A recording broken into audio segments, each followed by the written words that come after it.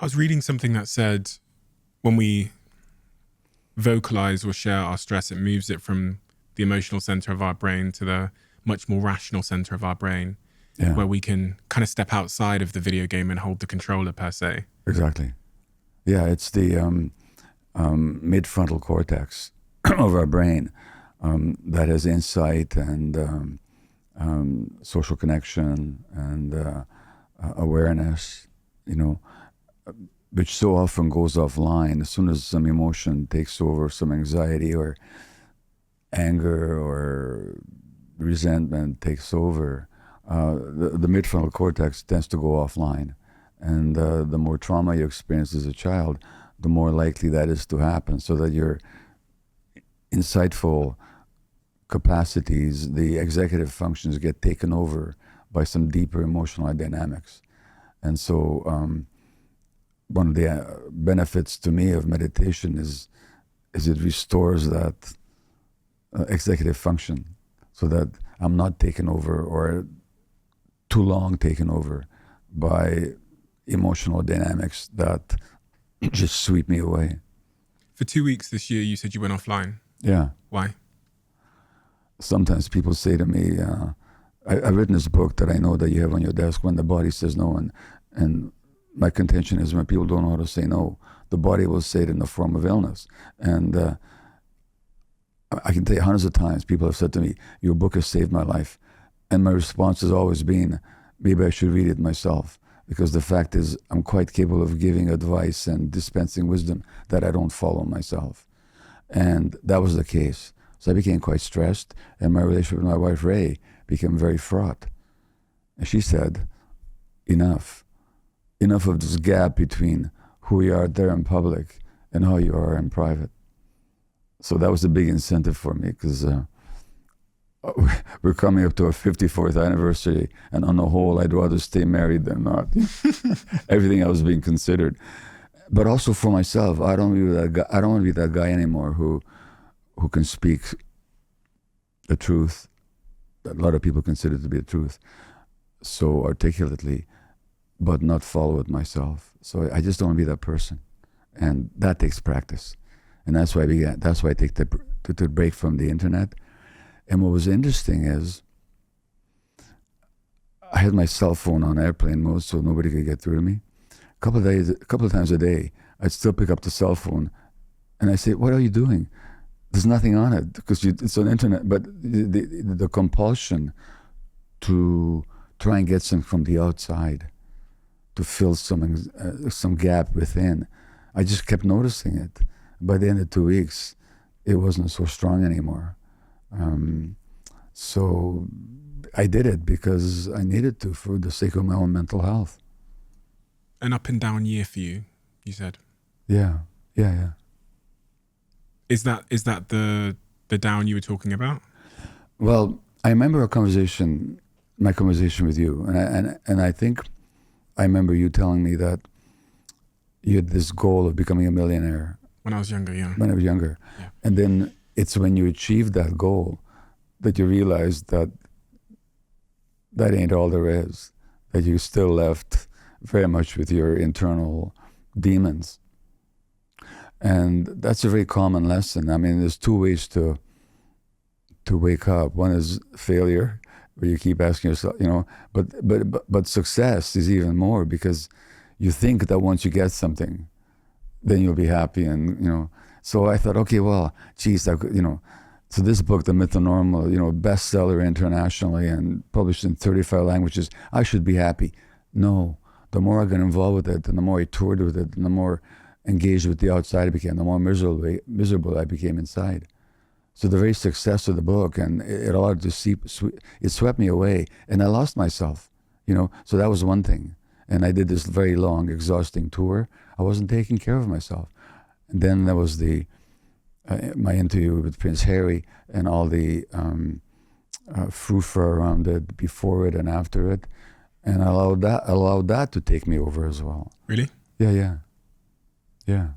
I mean, in retrospect, I can see what happened, but at the time I was too caught up in it to notice.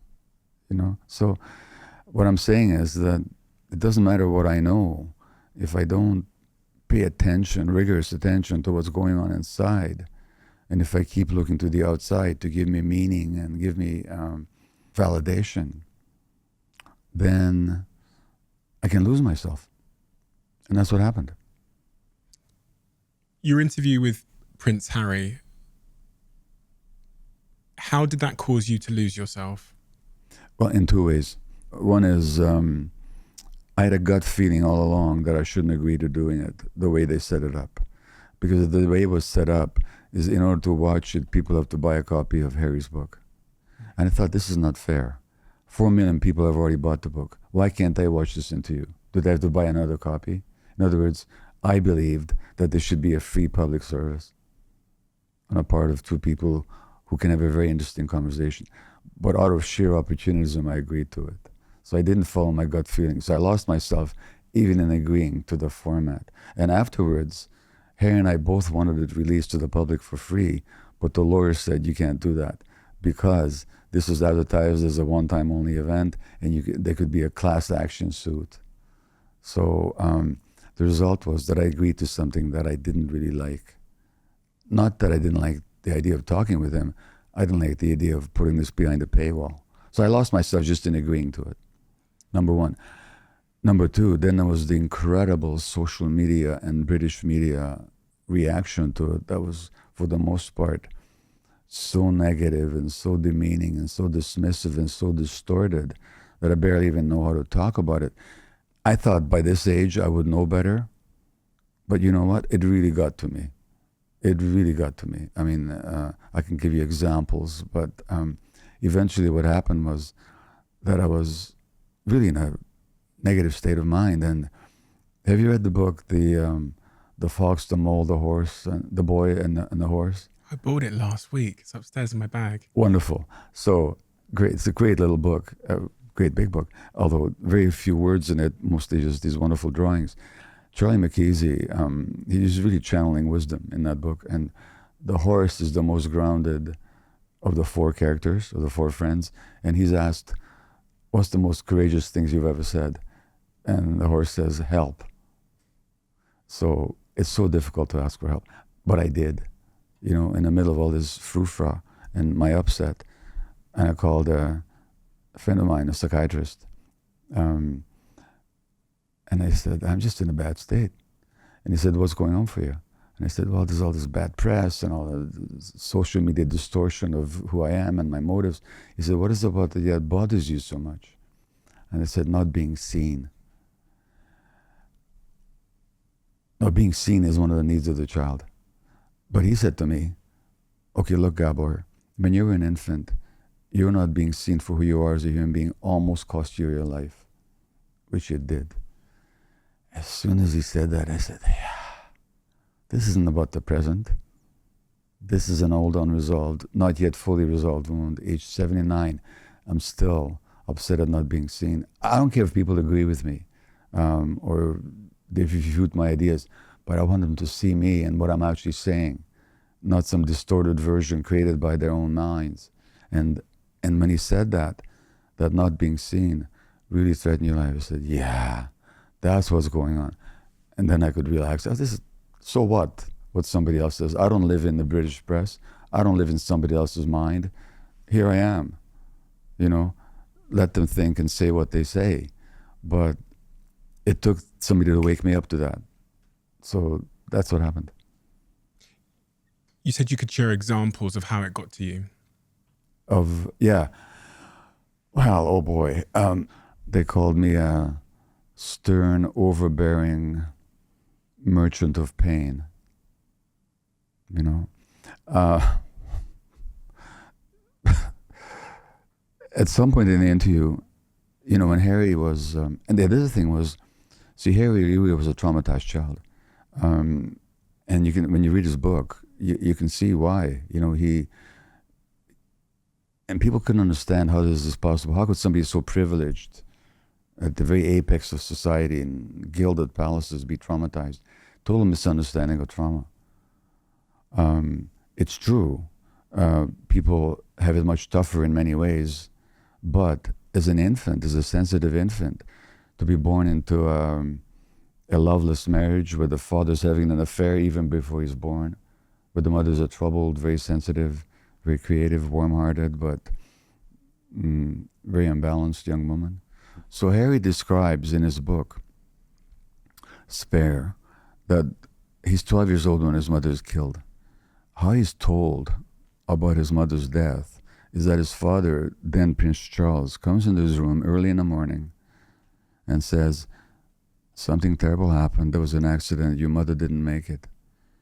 Then there's a few moments of awkward silence, and finally Charles touches Harry on the knee and says, but it'll be okay, and leaves the room. And this is how this 12-year-old was told. Nobody held him. Charles himself was only doing what happened to him. When Queen Elizabeth went on an international 4 or 5 month royal tour, leaving the 5-year-old kid behind, when she returned to England, she greeted him by shaking his hand.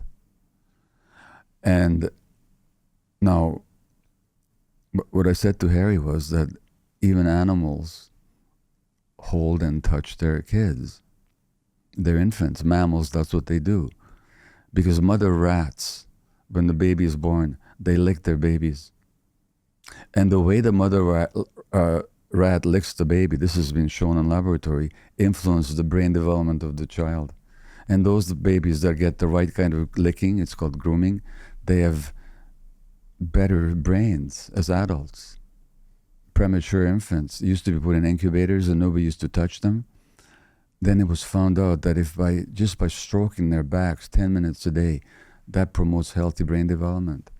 And the great British American anthropologist Ashley Montagu wrote a book called Skin, The Human Significance of Touch. So I was saying that touch is important. You're not being held and not being touched was a deprivation. And I said mammals, monkeys. You know what happens when a baby elephant is born? This is fascinating. The mother, I read this in the book called The Evolved Nest, for which I wrote the preface by a wonderful psychologist called Darcia Narvaez. When an infant elephant is born and the mother goes into labor, all the other mother elephants stand around in a circle. When the infant plops on the ground, they all stroke them with their trunks. So touch and being held is so important for mammals. And I was saying, animals do that.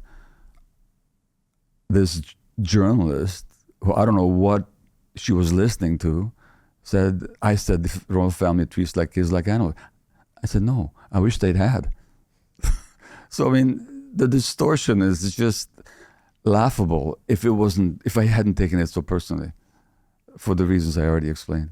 For you to take it so personally, which led you to call a psychiatrist, a man like you with the knowledge you have that writes books about the mind and stress and the body and all these things,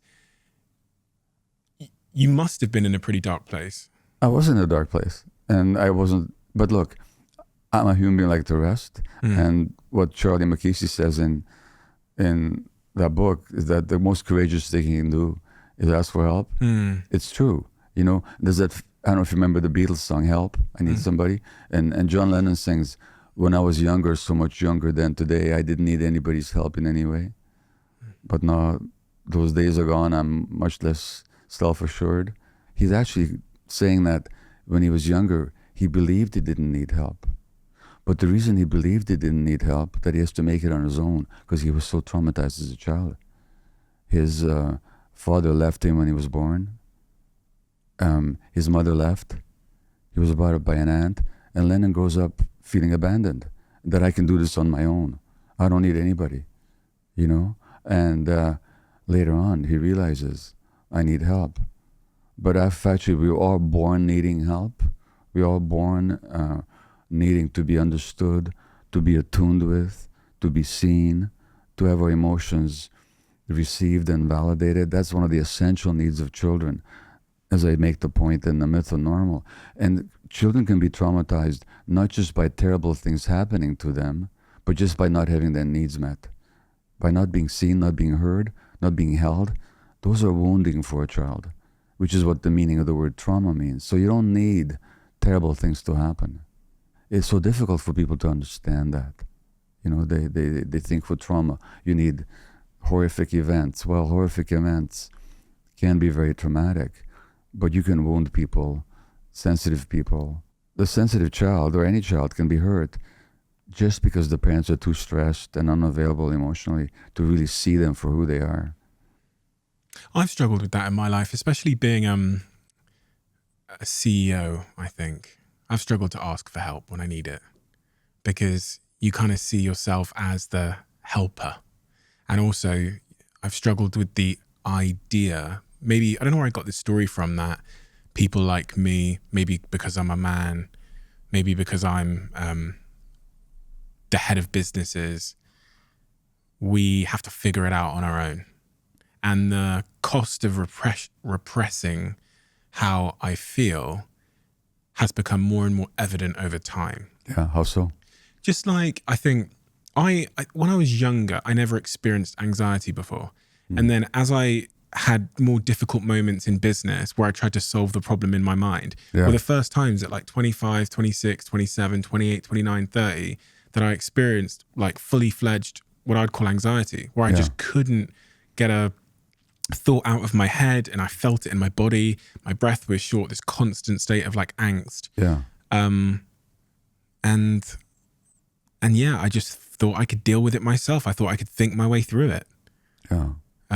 Was that the hardest moment in terms of your own psychology in your adult life in recent times? Let me answer that question in a moment, Sure. but let me ask you a question that occurs to me, if I may. Yeah, please. It's like with beautiful women. They sometimes have a very hard time because they can never know that somebody want me for who I really am, or they're just attracted to my physical features. So for somebody who at a young age becomes quite wealthy and successful, how do you know when somebody's approaching you? Are they approaching you because they want something from you or because they really care about you? I mean, that must be a problem for you, I imagine. 100%. 100%. You never really understand what your relationships are. Yeah. You know? Yeah. Huh. So it must be confusing sometimes. It is. And I typically fall back onto the relationships I had before. Yeah. Yeah. Because I can trust those ones. Yeah. So I have the same, my best friends, the people I spend my time with, on my birthday, there's five people there. Yeah. Are the 5 people that were there 10 years ago. Yeah. Unless, I think, we get reconnected to our gut feelings, then our gut feelings will tell us what is real and what isn't. But the problem for many of us is that we get disconnected from our gut feelings very early in life. Like in this room of 2100 at the Troxy on Monday night, I think I asked this question, I always do it. Have you had the experience of having a strong gut feeling about something and not paying attention to it, ignoring it, and being sorry afterwards? Almost everybody puts their hand up. That's a sign of childhood wounding, because we're born connected to our gut feelings. No baby is disconnected from their gut feelings. Something happens to make us disconnect. What is a gut feeling? From a physiological perspective, because gut feeling is used as a word to describe, an intuition or. Well, real gut feelings really happen in the gut. In the Western way of looking at it, we tend to look upon the intellect and the intellectual brain as the only brain that we have. But actually, our brain is a far more complicated structure. And our heart has a nervous system, which is connected to the brain up here. And there's a kind of knowing in the heart. Sometimes people say, I knew in my heart. And they did, if they're connected. Gut feelings are what all animals possess. It warns them of danger or when it's safe and when it isn't safe. Not in the brain. The gut is connected to the brain. Right. The gut sends more connections to the brain than the brain sends to the gut. And the gut has more of the neurotransmitter serotonin in it than the brain does. So that the gut feelings are here to tell us about what is safe and what isn't. And when the brain in the gut and the brain in the heart and the brain up here in the head are connected, then we're grounded and present and very alert and very aware of what's going on. But when childhood trauma interferes with those connections, which it does, then we start to just work from up here, and we can think we can figure things just from up here. But actually, when you think about human beings, where did we evolve? We evolved for millions of years out in nature, how long does any creature in nature survive if they don't pay attention to their gut feelings? So to go back to your question about me, I really used to believe into my 40s that everybody else could be stressed, but I couldn't be. And it's like you and your anxiety. I think the reason I didn't feel the stress because I had coping mechanisms, like working hard and getting people's attention or using my smarts and having status and all this kind of stuff, And then that broke down. I realized I could be stressed like everybody else, but literally I had this belief. I mean, it's almost unbelievable to me now that I used to believe that everybody else could be stressed, but I couldn't be. That's what I thought. If you love the Diary of a CEO brand and you watch this channel, please do me a huge favor. Become part of the 15% of the viewers on this channel that have hit the subscribe button. It helps us tremendously, and the bigger the channel gets, the bigger the guests.